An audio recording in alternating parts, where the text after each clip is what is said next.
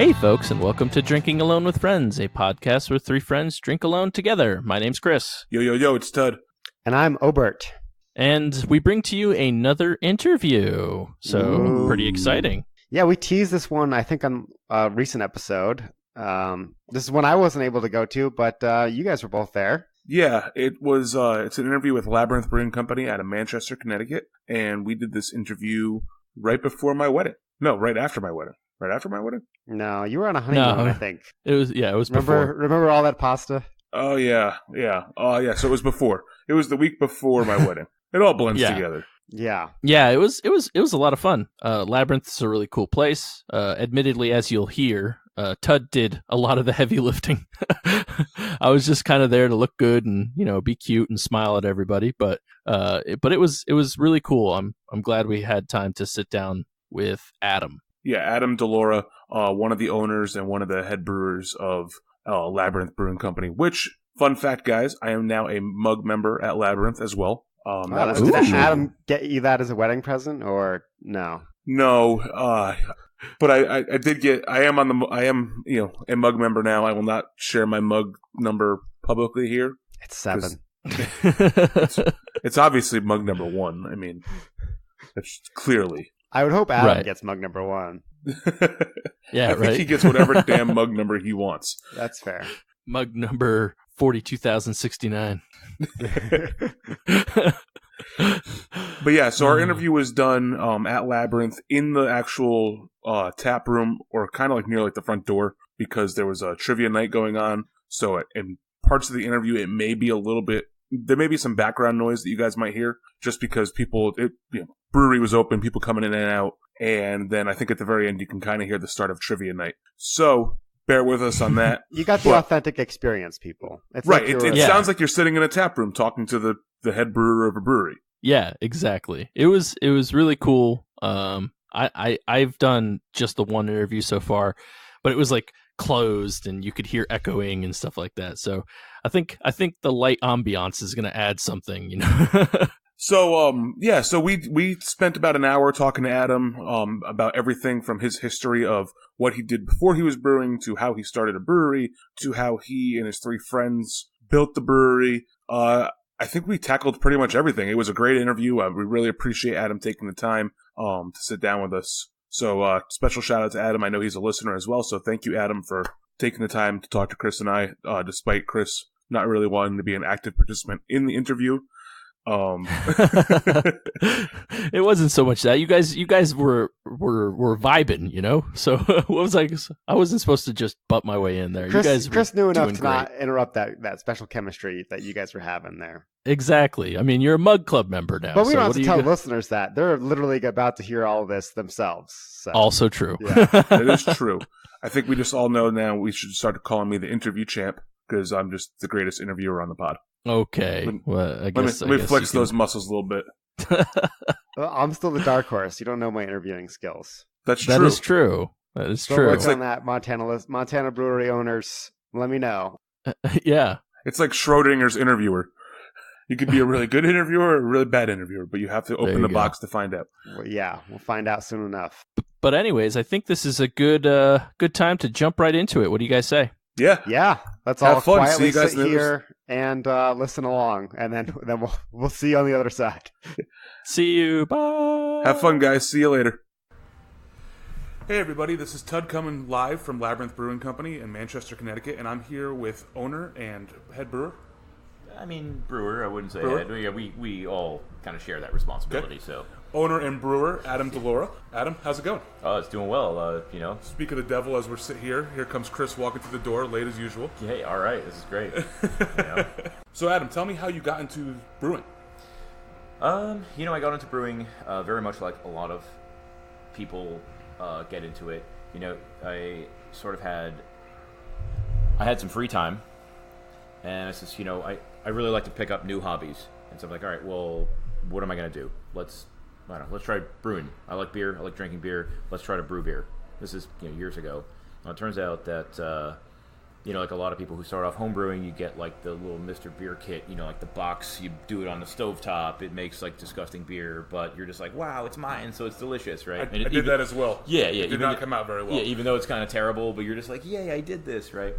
And then it turns out that like two guys that I went to school with, they're just starting to get into brewing at the same time. It's sort of like, this awesome confluence of we have all this information on the internet to help us homebrew, and there's a lot more interest in making your own stuff. That like maker movement is sort of becoming a thing, and so it's like my now business partner Sean and business partner Chris, they're brewing at home, I'm brewing at home, and we're like, well, let's come together because then we can all kind of learn from each other's mistakes and hopefully learn from each other's successes. And that became a home brew club that was mostly run by my partner Chris, and then next thing you know, there's like tons of us in Chris's garage every Thursday night brewing beer, bottling beer, talking about recipes, tasting ingredients, doing sensory training, and then, one thing led to another. A few years later, we're like, yeah, we're going to make a brewery. And then, 3 years after that drunken conversation, we opened the doors of this place. So when did you guys open officially? Our first day was August 25 of last year, 2018. Nice. So we're about 10 months old right now. So for the listeners out there, Chris has just joined us as well. Welcome, Chris. Hey, everybody. Sorry, I had to stop and get gas, of course. So He's always late to the party, as per usual. Yes. And so just for everybody out there, too, we are actually recording in a live brewery. The brewery is open. There's trivia night starting tonight. So you may hear a little bit of background noise, but don't worry about that. We're actually in the functioning brewery as we speak. So Adam, part of the way this podcast works is we drink beer on this podcast. Clearly, awesome. So why don't you tell us about what you're drinking and then describe it to the listeners and tell us about it. Okay, so what I'm drinking here is our oatmeal stout that we call Erebus, and so it got that name because in Greek mythology. Hold it, back up a little bit. So we're Labyrinth Brewing Company, and we sort of use that word labyrinth loosely. Like our logo is sort of based off a famous labyrinth in a French cathedral. And one of the cool things about that is myself and my business partners, we're all nerds. Like we play D&D, Magic the Gathering, that kind of stuff. And so when we came up with the name, we were like, let's use like somewhat loose mythological inspiration to name our beers. So we have Erebus, which in Greek mythology was like the primordial of darkness. And this oatmeal stout is, obviously it's a stout. It's a really dark looking beer. And the first couple times we brewed this beer, we actually had a lot of trouble with it. Like it boiled over, it kind of like exploded out of one of the tanks one time. And then the first time we transferred it into like a bright tank, we transferred 6.66 barrels of this beer. So like after that, so after that it was like, okay guys, like we got to give this a cool name, and that's why it got the name Erebus. So now this beer comes in, it's probably like, now you're testing my knowledge off the cuff, I think it's like 5.4% ABV, might be 5.6, so it's kind of on the light side.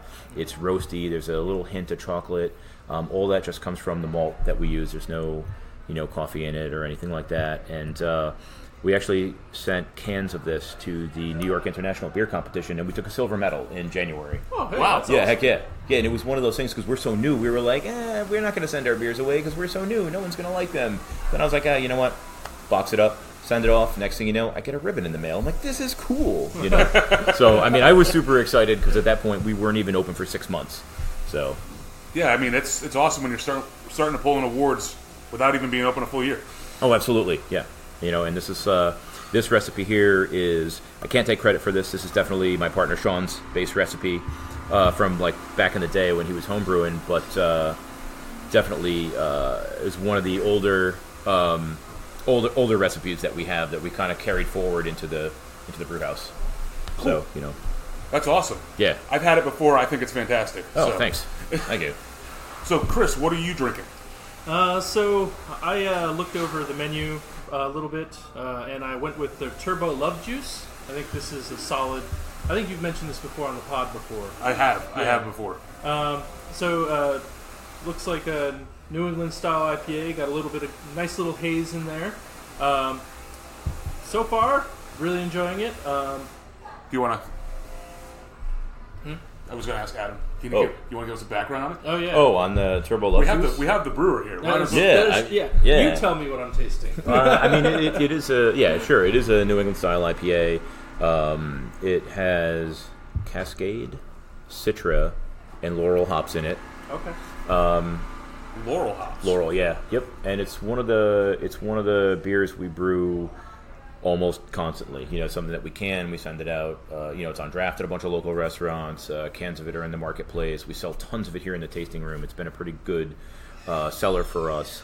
And that is sort of like when I mentioned that we use loose sort of like mythology to name our beers. I mean, certainly there's no like mythological creature called Turbo Love Juice. However, I feel like there needs to be one. One. However, there is a particular heavy metal singer that many people call the metal god, and so we decided to sort of like do a little play off of a Judas Priest album, and so even like the can art sort of pays tribute to that album art and whatnot, and that's where the name Turbo Love Juice came from, because it's a play on a Judas Priest song name. So, and we're all into metal, and plenty of Judas Priest was played while we were making this place, and so it could just kind of like fit our vibe. It fit us, And as we were talking about earlier, you were listening to death metal till 2 a.m. last night. Oh yes, that's a thing. Yes, I mean we don't discriminate. All sorts of metal are accepted around here. It's funny because my partners and I were all sort of like into different styles of metal, whether it's progressive metal or death metal or like, power metal or whatever. But, I mean, combined, there's plenty of metal in this place, and it's almost always playing. So. That's what I listen to on a full day's basis at work, too. That's how I get in the zone at work. That's good, yeah. Well, I mean, mashing in is a lot of work. Sometimes you just need some Cannibal Corpse to help you out, And so I'm drinking a different beer from the both of them. I'm drinking Siren Song Lime Gozette. I had my eye on that one. That looked tasty. It is delicious. Yeah, that looked good. One of my go-tos every time I come in, the Milk Sickle, the Turbo Love Juice are probably my top three that I always have them in my hand when I'm in here. Well, actually, I think the first beer I stole out of your fridge when I got here was a Milk Sickle. You did indeed. Nice. So, tell us a little bit about this one too. Okay, so the Siren Song, it's a Goza with lime. There's fresh lime in it, so in our 7-barrel batch, there's 200 limes in it that we hand peel because we're crazy. We did experiment with. We got one of those peeling machines on Amazon, and the first one didn't work so well. But now at this point, we're good enough where I can peel using 2 peeling machines. You don't think that's really exciting, but when you try to actually hand peel 200 limes, it takes like 90 minutes. So now I've got 2 machines. I cut it down to like 45 minutes. I'm like, whoo, prep time, done, it's, so the style is, wheat based. It's got salt, coriander, the lime peels. There's certainly some tartness to it. Technically it goes as a sour, but it's not like that puckery sourness. It's very approachable. One of the things we try to do here is, sure, we'll have some out-of-the-box kind of beers, but we like to do a lot of beers that are also approachable for people who this might be the first time they came here and had a different style of beer than like a North American light lager or something. That guy who comes and says, I only drink Coors Light, what do you have on the menu? We want a beer for that guy as much as we want the guy who's like, hey man, what's your newest double IPA or what's your newest, sour or whatnot. So, we sell tons of that. Obviously, it's hot outside, it's summertime. We have it in cans now, and that's doing really well for us. People really like it. If you're a tequila fan, put a shot of tequila in the glass, open the can, put the Siren Song in the glass on top of the tequila, salt or sugar the rim of your glass to your liking. Really? Oh yeah, it's awesome. We're doing that on Cinco de Mayo, and it was a hit. Yeah, people really liked it. So I feel like I'm gonna have to buy a 4-pack and go home. And take my finest tequila and try this out. Exactly. Yeah. I mean, don't let me twist your arm, but it's pretty good. That's fantastic. Yeah, this is really smooth. So how do you, when you're taking those limes, yeah, are you just throwing them in the mash? I mean, the lime peel goes in the boil in that particular recipe. So I mean, that's actually the easiest part. Is literally just putting them in, food grade bag, toss it in. Because you're not going to just throw a bunch of lime peels in the kettle itself, because then they'll clog the pumps and all the other stuff. So just toss it in for a certain amount of time. Then we can pull them out afterwards, and then everything smells like limes for a minute. Which is pretty awesome. So we get enough of that lime character to kind of when you taste it, you get that citrus note, but it's not super acidic where it's almost off-putting.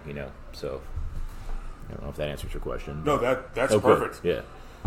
So, tell us about this building. Obviously, I've heard a lot about it, but for the listeners out there, I don't think they realized what this place is and what it was and what you guys did to it. Oh my gosh! All right, so this building was built probably in 1882, maybe in 1884. Like the historic records, there, nothing's digital, so you're just kind of like trying to read somebody's handwriting from 135 years ago. Anyway, so it's 1880s was constructed. It was basically a warehouse for the textile mills that are all around us now. Had a variety of uses throughout the years. The use that was what was being used before we moved into this space was absolutely nothing. This was literally like an episode of Hoarders. There was all kinds of stuff here. Like, it wasn't trash. It was just stuff. Like all that stuff that you collect throughout life, but just say you're the quirkiest dude on the planet. So it's just like a weird painting, a wooden statue, a bucket of rusty nails, all kinds of random. There was like a silk top hat. Like random things were hanging out here. But also because the place hadn't been used in so long, there was no utilities. So it was like, water, gas, electricity, all that. None of that was here. There was like a bunch of squirrels and birds living here. I mean, to the point where when we were fixing the windows, we had to wait until the spring so the bird eggs could hatch, the birds could learn how to fly, and then they flew out the window one day, and I replaced that last window. Yeah. Well done. Yeah, absolutely. So we had like a really interesting relationship with some weird birds that were like, why are you in our house making all this noise? So, but we basically refurbished this old mill building that's in the historic district of where we're located, and our bar top, our tabletops, those are all made from trees that we cut down to make our parking lot. So we basically reused all that wood, to kind of keep it here on the property, and it gives that's sort of the look and feel we wanted, anyways. So yeah, I could talk about it forever. So I mean, I think it's really cool with like the Edison light bulbs too that you've got all around here. Yes, I just think it's got a really cool vibe. I like the Wall of Heroes. As you walk through the door, you can see that. I'm assuming those are your Kickstart funders? Yeah, so actually all the light fixtures, I made all of those with my own hands. Really? Yes. Yeah, absolutely. Bottles and the bottles and stuff yeah. like that. Yep. Yeah, all those bottles. Made all those. But to your question about or your statement rather, about the Wall of Heroes. So basically, this is like almost like a giant wooden plaque hanging from chains, against the wall. And that has like 168 or 169 names carved into it. When we first started this project, we didn't have any money. So, we're just 3 home brewers. We want to start a business. We don't really have good jobs where we make tons of money. We don't come from families that have lots of money. There's nobody to give us any cash. So we said, okay, we took to the internet. We started a Kickstarter crowdfunding project. I think it was like maybe 18 or 19 grand we raised, from some friends and family, and also from some complete strangers who live here in the community with us, and said, you know what, this concept sounds like a cool thing that we need here in town. So here's $50, here's $20, whatever. And you collect enough of that. That was sort of our seed money to put together a respectable looking business plan and start looking for, real estate and all this other nonsense. And that sort of led to all the other successes that we had and all the other help that we got to actually get this place up and running. So, nice. And so, one of the things we did, we said, okay, we're going to like immortalize you all on this wall that we constructed in my garage and then, carved all the names into. And so that just hangs here. So every time you walk in and out of this door, you see the names of those humans who helped us out.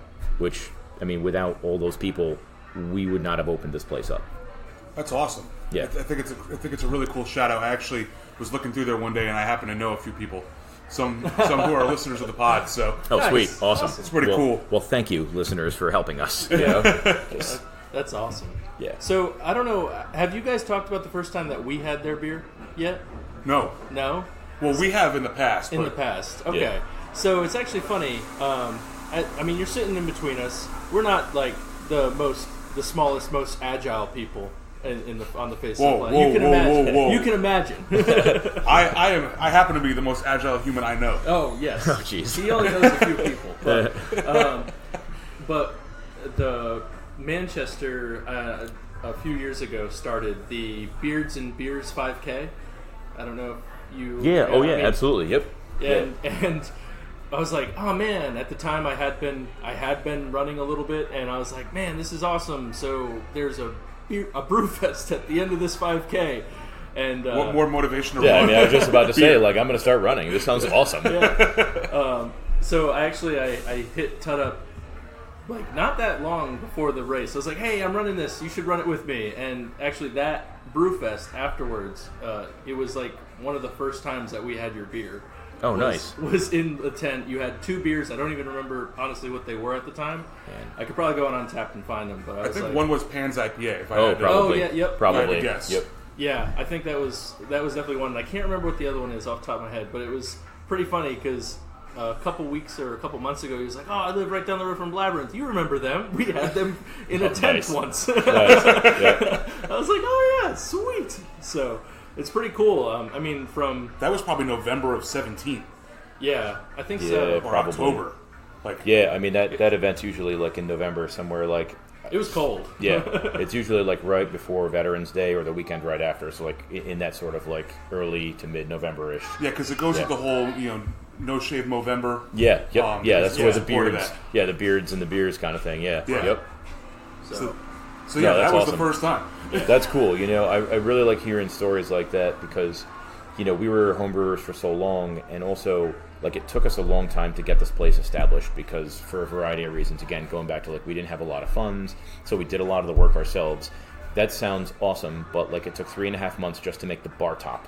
So it's like that's 3.5 months that we're not framing, we're not doing this, that, and the other thing. So it was a long process. From concept to opening day was about 3 years.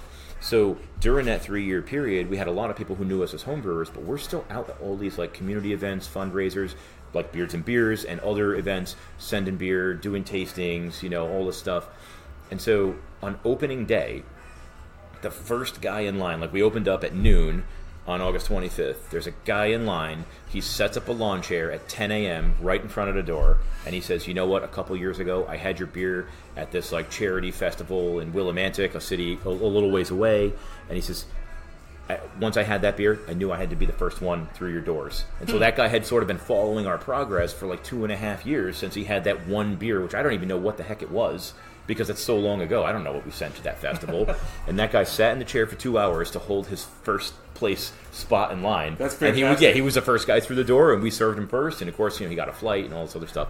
So it was just kind of cool to sort of hear those stories where, like, long ago you guys had this beer, and they're like, oh gosh, these guys are open. Well, now I enjoyed that beer. Now I'm going to go check out the space. Yeah. And and once you get here, I think your vibe speaks for itself too. I mean, I know we've talked a lot about how much construction you guys have done, but you can feel the blood, sweat, tears, and love that went into this place.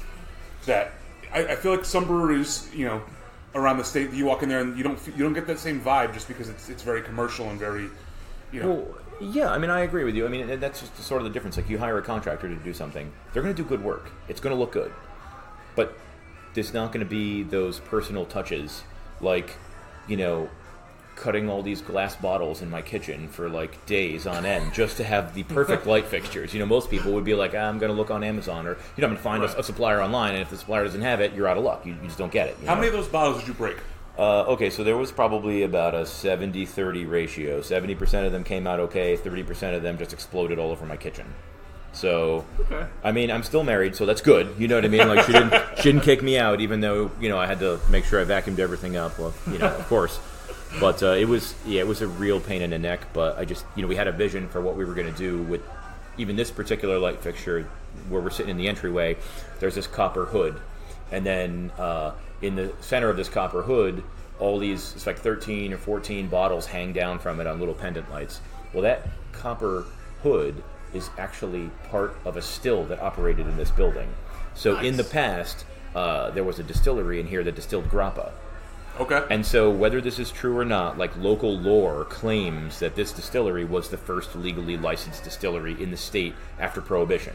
Huh. I can't find any proof that this is actually a thing, but that's like the local lore. Like, oh yes, that's what happened here. And so, we just found this hood in amongst all the other junk in this episode of Hoarders when we moved into this place. And I said, oh my gosh, we've got to polish this up, and we're going to turn it into a super cool light fixture. And then that's, going back to that whole, like, other places don't really may or may not feel as homey or comfortable. Yeah. I mean, we literally made everything in this place, and it, you can see that. Like, everything's handmade. I mean, even some of the trees that we used, we actually cut them down ourselves. Not all of them. The large ones we let professionals do that. But So what did you guys do, you, Sean, and Chris, before you guys started a brewery? Because there's a lot of work that went in here. So clearly you must have had some type of skill beforehand. Yeah. I mean, so Chris, he worked for a bank. He did like credit card processing for small businesses and stuff, which is really helpful. Like our organization is kind of like the most epic Dungeons and Dragons team, right? So for those of you who play D&D, like, yeah, you can have a whole party of wizards, and that's probably fun to play, but you really need like one of each class, so that you can be successful in the dungeon, right? Well, so, Chris kind of brings that experience. He brings sales experience, and, he's owned businesses before, which is awesome. My partner, Sean, he managed like a bicycle shop for a while. He's got some construction background experience, so knowing how to use tools, knowing how to manage, doing inventory, that sort of retail sales thing. And then myself, I was a librarian prior to this, and before that a school teacher and a soldier, so like I have a little bit of construction background as well. So between the three of us, somebody knows something about whatever challenge or topic is at hand, and if not, we're really good at figuring it out, or asking the right questions, or bringing on a consultant, or saying, hey man, like, this is a crazy thing, how do we do this, So, I mean, it definitely was a lot of learning on the job and figuring stuff out, but I mean, once you kind of know how to use tools and you figure one thing out, the next thing is a little bit easier. Yeah. I will say that the last walls that we framed are a lot better than the first walls that we framed. And I'll buy you a beer if you can tell me which was the first wall that we framed, because you could totally see now that I know what to look for. Ooh. Yeah. That sounds like a challenge for after this. Yeah, we'll do that. Follow us on Instagram. You'll exactly. Yeah, exactly. Our guesses will be on there. Yeah. So clearly, you love beer. Beer's a great thing, but you do. I mean, you make amazing beer. And I heard the tail end of the story because I was, of course, late because that's what I do best. I heard the tail end of the story that you guys were home brewers, and then you decided, hey, we're going to open a brewery. Can you think back, way back, to when you first had a craft beer and you were like, you know what, this is the beer, like that, the beer that kind of started this whole downward slide. Yeah, how's that for a question? I mean, so here's the thing, I was always familiar with, the beers that were sort of in the marketplace prior to this craft beer boom. Okay, think about all those like North American light lagers, all those sort of like macro brewery beers, like the beers our dad drank, like Bud Light.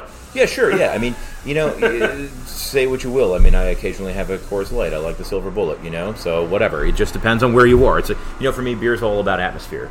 So sometimes I'm at a dive bar and I just want a pizza and a Coors Light. Other times I'm somewhere else and I want something that's going to complement the food. So, and also like being young, you're not always looking for the best quality. You're looking like, what can I get, it's college, it's a party, let's get that 30 rack and have a good time, right? Can I get sloshed up? Yeah, how do I overindulge, that sort of thing. But for me, like one of the first craft beers that I drank and was like, holy cow, this is so different than this one style of beer that I've been so used to drinking, which is awesome, but this is so different, is it's a North Coast Brewery's Old Rasputin, Russian Imperial Stout. Yeah. Okay. To this day, that is like one of my favorite go-to beers, and the guys joke that it's my lawnmower beer, because they joke, because I'll drink it on a warm day or whatever. I mean, it goes right, if you have the right food, it's awesome. If you're in the right setting.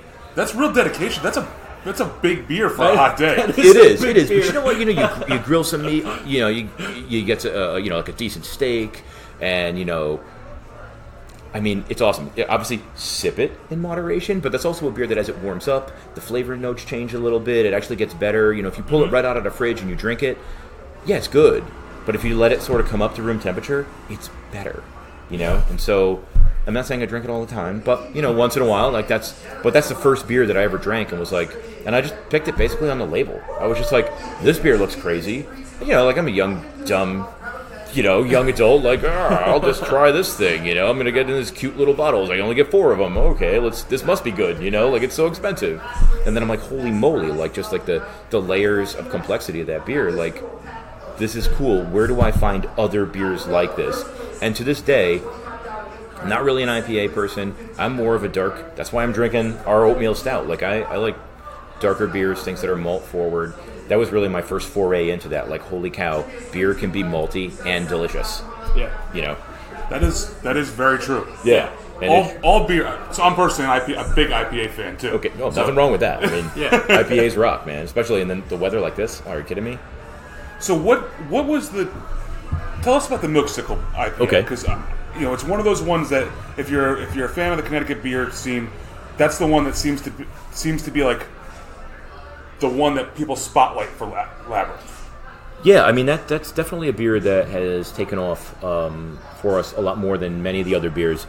And so Milksicle is a mango milkshake IPA. So, it's got lactose in it. There's like a ton of mangoes in it. And there's a little hint of vanilla on the back of it as well. And, it's one of those beers where it didn't get a name until like 5 minutes before it was going on tap. Because we're like, okay, we're going to brew this mango beer. We have this idea for a milkshake. Because we always do like these planning meetings where we're kicking around like, oh, let's do this crazy style, or let's do this, or let's take this classic style and throw this other stuff at it. And, we'll pilot it on a smaller batch. And then, if that works and the people on our tasting panel are like, yes, good deal, then we'll move it up to the larger batch. But this was one where we were like, okay, we kind of got an idea for this. All throughout the whole process, we're testing it, tasting it, looks good, everything's on point, and we're about to put it on tap. Well, what the heck are we going to call it? We're like, oh, I don't know, man. So we just decided to call it the Milksicle, thinking more like, we listen to a lot of metal, so I'm thinking like, like Slayer's playing in the background, and we're just like, this is like what the Angel of Death is going to drink when he needs to take a break. It's a hot summer day. This is what he's going to drink. So that's why we called it the Milksicle. And even the can label has this like cow-looking Angel of Death, like with a sickle, like a scythe. And there's like, instead of a bunch of like blood dripping down, it's milk dripping down, and I don't know, it's just kind of weird. So anyways, like that beer, it's a milkshake IPA. People really dig it. It's got a little bit of sweetness to it. It's smooth going down. It's about 7%. And I think like that's just a style that it's the right weather for that. I mean, what's more summer than mangoes? Or even like it sort of has like a creamsicle kind of flavoring. So people are always sort of like reminiscing from those old creamsicles from our childhood. It's hot day out, grab a creamsicle. So that kind of really plays together with that to make that work. And who does your artwork for that type of stuff? So we're using a local guy, Steve Reboin, from the Reboin Design company. He's a veteran. He's a local guy. Real good dude that I kind of met a few times before I started this project, and then just happened to be that we needed a label guy, and bumped into him somewhere and was like, oh my gosh, you're starting your design company. I've got a business. You're starting a business. Let's see what you can do for us, And we hired him to do like a couple small things for us, and then super easy dude to work for, and like sometimes I'll just tell him like even the label for the Milksicle, I didn't know how it was going to look. I was just like, listen, man, we're listening to Slayer. This is like the Angel of Death's drink. Just give me something. And then a little while later, he sends a rough draft off to us, and I'm like, oh my god, this is so cool, and I feel bad because I'm never really giving him any details. I'm just like, man. I'm like, have you ever played Diablo 2 where they have that hell cow level where you kill all those cows? And he's like, no. And I'm just like, okay, well, they make this sound, moo, moo. And he's like, that's not helpful. I'm like, okay, well, next thing you know, I have this wicked cool label, and I'm like, wow, this guy probably thinks I'm crazy, but it all worked out well. So I will say that I do love Diablo 2, so. Yeah, I mean, it's that secret cow level, I mean, how do you go wrong with that? So, yeah, I mean, that goes back to us being kind of like nerds and getting our inspiration from sort of like that Dungeons & Dragons video game kind of thing, so. Yeah, that's cool. I like that a lot. So, you mentioned you play Dungeons & Dragons. What class do you normally tend to play? Oh, man, usually I'm the Dungeon Master, unfortunately. Okay, but right. When I do get a chance to play, I like to play Dwarves, and usually like things dwarves are not good at being, just because I like that extra challenge, So, Dwarven mage. Yeah, exactly. Like to be, that works really well for me. I like to have that extra challenge. Okay. Or sort of like to play against type. Like one time I played an elf that was on a pirate ship, but he originally went to school to be a ninja, so he's like a rogue, right? Yeah. But then he failed being a ninja, so then he had to go hang out with some pirates, which sounds ridiculous, but for the entire campaign, all the other players would always sort of like, rib my character a little bit and make fun of him because he's just like a failed ninja, and now they're just sort of like tolerating him because he was a really bad pirate too, That's awesome. Yeah, I'm like, okay, whatever. That's awesome. That's fantastic. Yeah. Yeah. So. That is fun. Yeah, and that's a creative outlet, just like brewing is. You know what I mean? Like that's one of the things that really draws me personally to brewing is just being like super creative. I love our like planning meetings where we're just like, okay, what's the next thing we're gonna brew? And I'm always like, I don't know, man. Like, what have we not used yet? What fruit haven't we used, or what style have we not brewed, or what can we do with, okay, so we have a raspberry wheat. What can we do with that beer? Can we throw a different yeast at it and see how that tastes? Can we maybe change the grain a little bit? Can we throw a different fruit at it or whatever? Or we're going to make something with boysenberries. Why? Because boysenberry is a cool word. I just like the way that sounds. I mean, they're just like, let's do it. They taste good. They're mutant raspberries. Let's try it, I don't think I've ever had a boysenberry. A boysenberry really is kind of like a mutant raspberry. It's very similar to a raspberry, and yeah, I mean, we did a boysenberry wheat beer that we fermented with a saison yeast, and ooh. Yeah, so it sort of had a little bit of funkiness to it. It wasn't over the top. Again, it goes back to that kind of approachable sort of thing. Yeah. So it was fruity enough and funky enough for entry-level people, but, low ABV. I mean, it killed it when it was on tap, and, also looked the part. Beautiful fruit beer, and it worked out really well. So speaking of beers that you're brewing, what's upcoming? What's on tap? Oh, man. Or on deck, I should say. What is on deck? Okay, so we have a series of New England IPAs called our Cerberus series. And, Cerberus in mythology was like this multi-headed dog that guarded the gates of hell to make sure that like the soul stayed in hell, right? So we throw each of these series features 3 distinct hops. So, version 1, version 2, version 3, they all have the same sort of like grain bill, but it's the hops that change, so we can kind of highlight them. So we have our third version, Cerberus 3, we just transferred into a bright tank. It's doing its thing. We're going to carb it up, probably put it on tap the end of this week maybe. And also because our birthday's coming up, we have a couple beers that we're sort of brewing to kind of help celebrate it. So this Erebus oatmeal stout that I'm drinking right now, for example, we are planning to take that beer, split it into a couple different batches and do a few variations on it. So like we've done Erebus with coffee before, we've done it on nitro with chocolate and all kinds of stuff. So we're going to kind of like take that base beer, on a few of our popular beers and sort of split them out and say, okay, well that Siren Song you're drinking, maybe we'll throw raspberries and lime in one section, and then we'll have something, put some other flavors together in another one, just to kind of highlight how far we've come from day one when we had just like the base version of our Erebus oatmeal stout and the base version of the Siren Song. So when it comes to our birthday, it's like, okay, here's the base version, and then adjacent to it on tap is these other variations, and just kind of like basically have fun and be creative with stuff that I've already got. Can I make a flavor recommendation for the Erebus? Yes, why not? Here we go. Yep. I want a chocolate marshmallow graham cracker. Okay, all right. I can't guarantee it's going to happen, but we'll definitely. I'll bring that back. I'll bring that back to our planning meeting, and like a s'more, essentially. Yeah. Oh yeah. Yep. Yeah. No, that's awesome. Erebus s'mores. I like it. That would go really. That would, if you can figure it out, because I can't obviously, but that would be really good, especially with the oatmeal. Yeah, absolutely. I don't know how you throw marshmallows into a beer, but they'll figure it out. I mean, it's pretty. Yeah, we're at this point we're seasoned veterans, so like throw all kinds of stuff in beer. That's one of the cool things about doing like a small sort of like pilot recipes to test stuff, because sometimes you're just like, hey man, I'm gonna throw whatever, man, like I have some radishes, let's throw this in there. I never threw radishes in a beer, but like let's do this, and then you make 5 gallons, you're like, wow, this is disgusting, this is why nobody does it, cool. Or sometimes you're like, hey, I'm gonna throw X into this beer. Oh, how come nobody thought of that? So it's really, I like that creative aspect of just saying like, hey, what could happen if we do this, or what could happen if we do that, or if I take this cream ale, which is pretty basic sort of beer, and what if I throw lactose added, an orange, a vanilla, or if I throw whatever, like put a ton of raspberries in it or whatnot.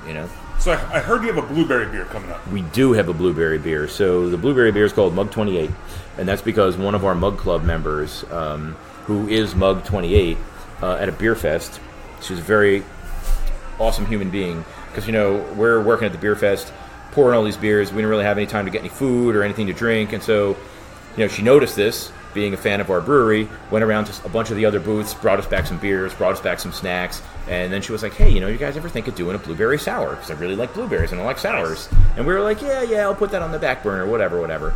And then, back to those planning meetings where we're being super creative, we're like, oh my gosh, we need to do a blueberry sour. And that's like, okay, well, what are we going to call it?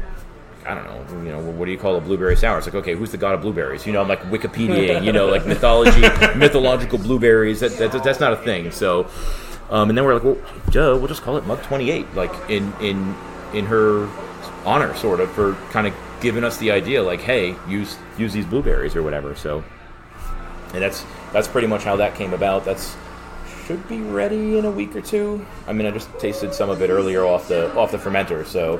I mean, it's shaping up pretty well. Nice. Yeah, absolutely. I'm pretty excited to come over and check that out. Yeah, I mean, when we're done here, I can give you guys a little taste of it if you want. It's not carbonated, obviously, and it's not done yet, but it's certainly unfinished. But yeah, we've drank the beer that we've tried to homebrew. I'm sure your beer that you fair professionally enough. brew Fair enough. blows that away. Yeah, I mean, you'd be surprised though. I mean, sometimes during the process, you're like, oh God, is this even going to be good? And then you give it a few days, and you're like, all right, yeah, okay, this actually tastes like beer now. It's not just a bunch of sludge. So, tell me about. Obviously, you're in the Connecticut beer scene. Tell me about your opinion of the Connecticut beer scene. And then, as a curveball, I've got another question about the Connecticut beer scene. Okay. Yeah, so, all right. Actually, I'm excited about the Connecticut beer scene. So, when we started this project, there was maybe 40 breweries in this state. And we're like, okay, we want to make another one. 3 years later, there's like 90 breweries in the state, so it's almost doubled. Yeah, right? It's just growing like a weed. Oh, absolutely. And even, here in town, like, we're not the only game in town. There are other breweries. There's actually 3 coming soon in this town. So, by the end of this year, our little hometown is going to have 5 breweries operating. And that's small 1-barrel operations, our 7-barrel operation. There's a 5-barrel operation down the literally half a mile from here that's getting ready to open up. There's a big chain brewery coming in. So, it's sort of like our little town is mirroring what's going on through the whole state. Like, everybody is trying to get into this game, because craft beer is hot. Some regulations changed that made it a lot easier for people to get into beer, and follow their passion and whatnot. So, I'm really excited about that. A lot of times people are like, oh, how do you feel about this? Oh, there's another brewery coming to town. Oh, how do you feel about that? I think that's wicked awesome. Go anywhere where there's a really decent beer scene and there's a lot of breweries per capita.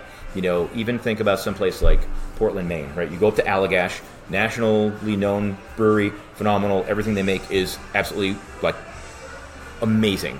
Across the street from them, in a little plaza, there's like 3 or 4 other breweries. Yep. They're all doing well. I've been to that plaza. And I guarantee that probably started with one brewery across the street, another brewery across the street.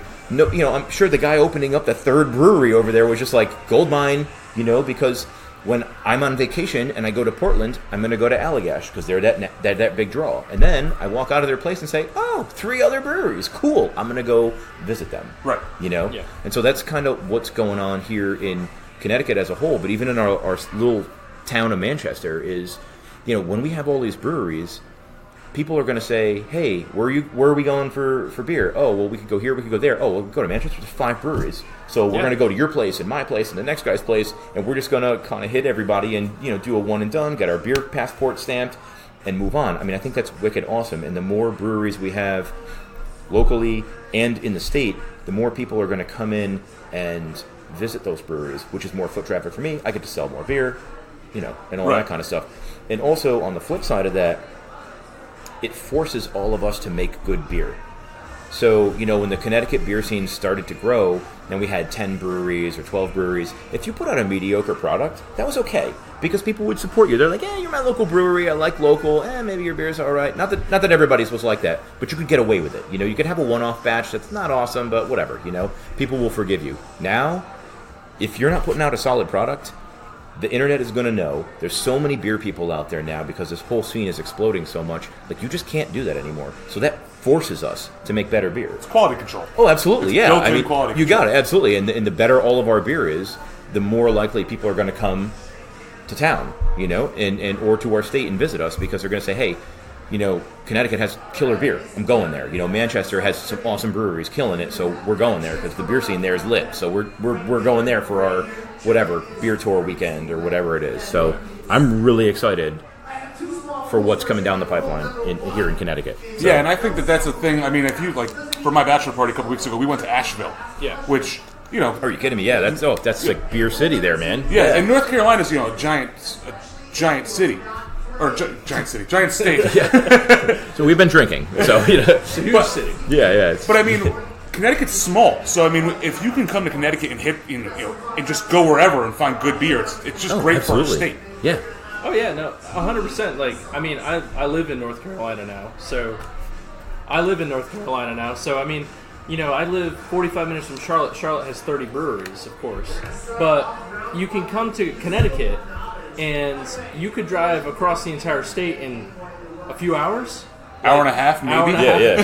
So you could literally hit from east to west side of Connecticut. Yeah. And whereas in North Carolina, you have to drive 2 hours to get to maybe your next cluster of breweries. So I think it's amazing that Connecticut, being so small, has so many breweries. And I mean, really, I get home beer sick because I'm just like, I love the breweries up here. Yeah. I mean, he says as he's wearing a Fox Farm t-shirt. Hey, well, it's another place that's killing it, man. I used to live 10 minutes from Fox Farm, so yeah. Well, that's the thing is, especially all these breweries that are opening up now, everybody who's even considering it, none of them are opening up and putting out a mediocre product. Like you just cannot survive that way, because the day you open up and your beer's no good, people are going to hear about it, and so you have to bring your A game. Yeah. So. Oh no! I knew the answers to the first two questions. Oh yeah. Nice. Yeah.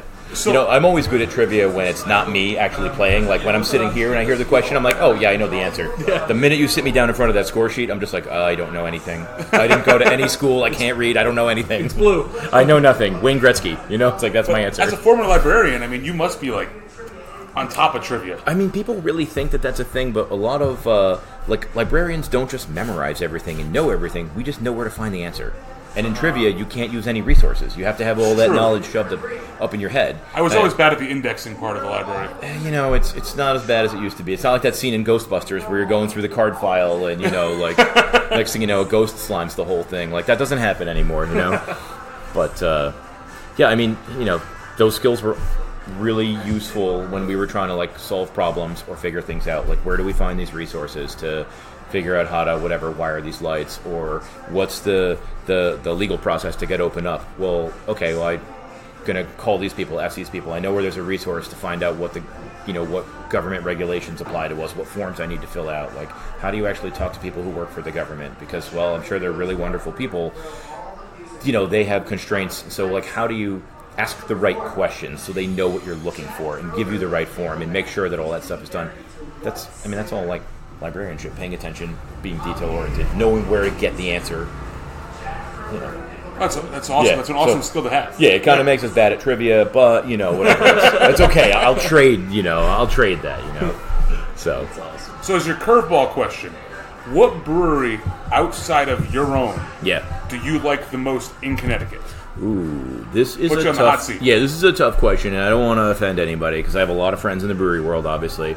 But I'll tell you, there's a reason why. So, I'd say one of my favorite breweries in the state is Brewery Legitimus in New Hartford. It's funny. I interviewed them a few weeks ago. Oh yeah, no. Chris and Christina are super awesome human beings. Their space is killer. Their beer is always on point. But one of the reasons I like that brewery is my wife and I will go out there. So there's like good hiking over in that area, so we'll go for a hike, we'll grab some food, we'll stop there and get some beer. It's like the entire experience is there, it's just like a nice destination to go out to. There's a million other breweries where that's the case. That's just something that like we happen to do. And so I always have these like fond memories, a lot of beer is just sharing it. A lot of our positive experiences with beer are also the people you're with, the atmosphere you're in. And, I'm fond of that place simply because I spend a lot of time with my wife there. So when we have some time off, where there's like cute little antique shops up that way or whatever, so we'll kind of make a day of it because it is far enough away from here where it's a little bit of a hike or whatever, and Also, it's nice. I do a lot of motorcycling, so sometimes I'm out that way on the bike, and I'm like, you know what, I'm going to stop and pick up a crowler of this beer, because I know my lady likes it. And then, I come home with a crowler, and she's not so cheesed off that, I took a 300-mile motorcycle ride, just when I was like, I'm going to the store really quick, and then, a couple hours later, she's texting me like, hey, where are you? And I'm like, I think I'm in New York somewhere, so I can just swing by there, grab a crowler, I'm like, here you go, yeah, so... But, I mean, there's plenty of awesome breweries here in the state, and I if you asked me on a different day, I might mention somebody else as well. I mean, most of the breweries in the state are really killing it as far as like the taproom experience and the quality of the beer and the friendliness of the staff. And again, it goes back to that. You have to do that in this competitive sort of market. You have to have all of those things: beer, experience, nice taproom, great service. If you don't have that, don't even open your doors. And I do notice I mentioned this to Chris when I was there interviewing him. I noticed a distinct couple similarities between the tap rooms and the vibes that you guys are giving off. Yeah. Have you seen their new edition that they're putting on the back of that thing? I've seen early sections of it and what they posted on Facebook. I'm super excited about it. I can't wait to go out there and check out once they're sort of like ready to roll and they open it up. That's going to be an awesome space out there. They do really well, and that whole community in that area is pretty cool. So as we're wrapping up here, tell us about upcoming events to the brewery. Obviously, on Monday nights they have trivia. You guys always seem to have a food truck out here, which is fantastic. Yeah, almost especially always. As somebody who used to live next door, it was always great to walk up here and grab food from the food truck when I didn't feel like cooking. Oh yeah. I mean, usually we'll have food trucks, mostly like Thursdays through Mondays, sometimes on a Wednesday or a Tuesday, and those trucks rotate. They're about as varied as our beer selection is. As far as upcoming events, I'm going to cheat and look at my calendar because, I mean, obviously actually this coming Sunday, I don't know when this podcast is going to air, but on the 21st of July, we actually have this homebrew competition that we're hosting. And so how this worked is we made a batch of wort, and then we portioned it out to 20 homebrewers. Those homebrewers took that wort home, boiled it, threw yeast at it, whatever they wanted to do. They're all coming back here with different beers that they made from the same base wort. And so Sunday is that sort of judging competition, and we're doing like a little tasting where we're inviting, it's a ticketed event. We're inviting some people here, like members of the general public, to do like a mini beer fest style tasting of all those competition beers. That's awesome. You get a cute tasting glass, and you also get to cast a vote for who the people's choice is. So you get to come drink all these home brews and and whatever. So that's sort of like our big July event. And obviously August is our birthday. We're going to have a week-long celebration for our birthday, leading up to Sunday the 25th, which is our actual birthday. And what we're going to do is each of the nights that we're open during that week, and we're open 7 nights a week, but each of the nights we're going to dedicate that night to a different charity that we've worked with. So we do a lot of charity fundraisers here.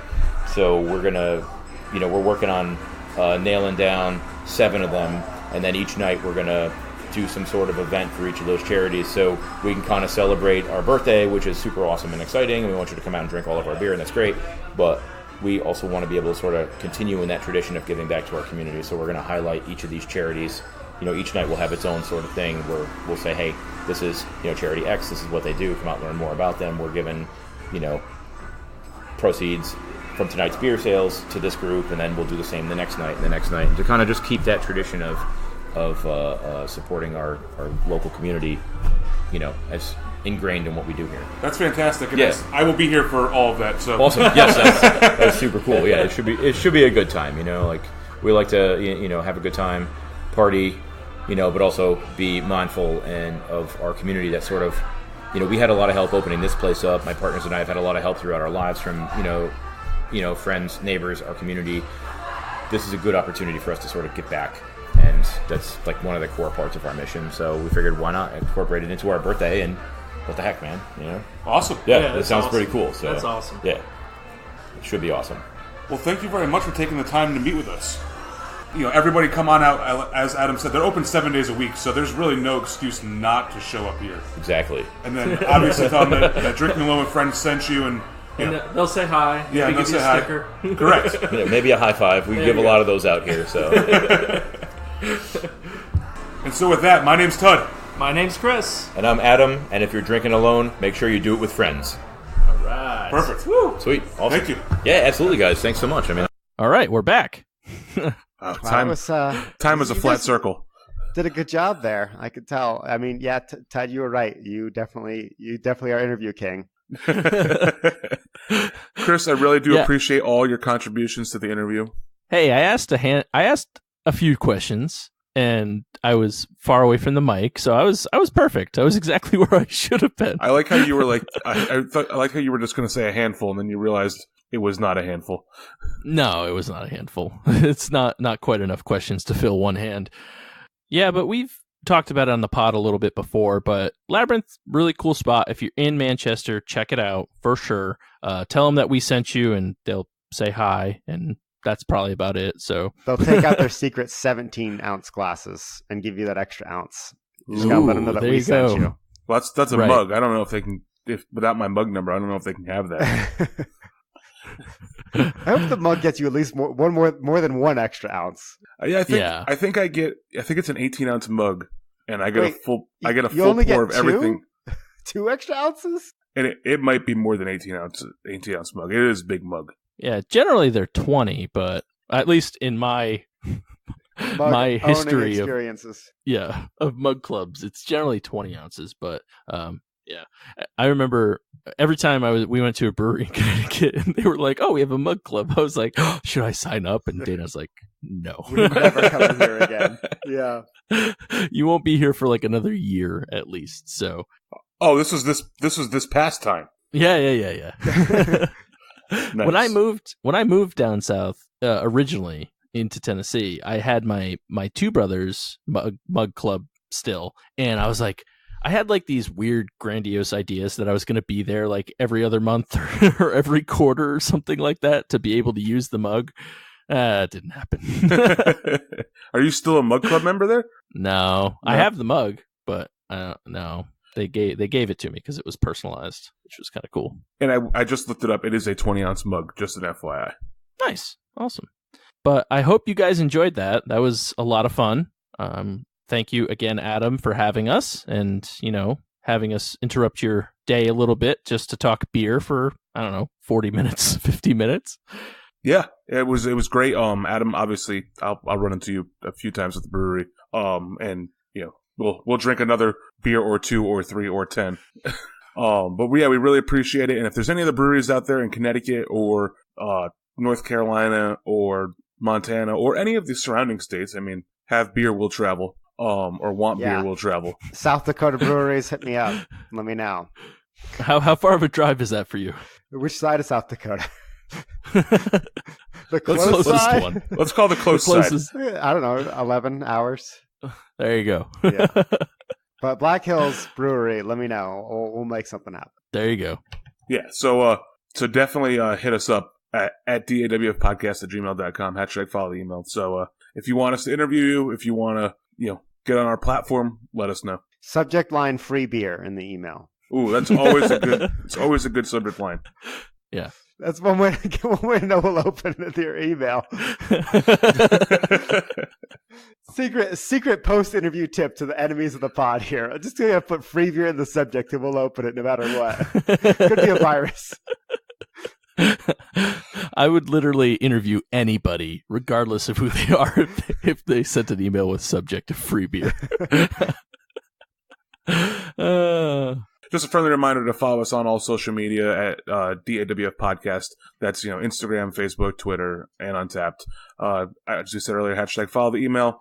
Make sure you're going on iTunes to give us a 5-star rating. Make sure you go to Patreon and subscribe there. And also make sure you're using our Amazon affiliate link. And with that, my name's Tud. My name's Chris. And I'm Obert. And remember, if you're drinking alone, do it with friends. So, all right. So who's doing the next interview? I guess it's going to have to be me. We got to find out. If it's, we have to open the box. Your interviewing skills.